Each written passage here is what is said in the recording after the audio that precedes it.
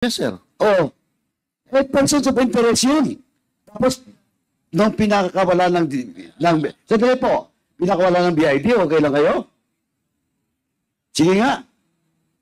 Sir, what I mean with persons of interest, it's possible person. Kaya nga, whatever.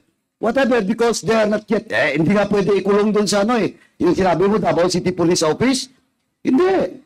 Wala pa naman silang kaso eh. Tama yun sa BID. But, even the following day, the following week, dapat pinalo up nyo. Bakit biglang nawala? And did you file a case against the BID? Mr. Chair, meron kasi Sandali po, ang question ko lang po, sagutin mo. Did you file a case against those BID people?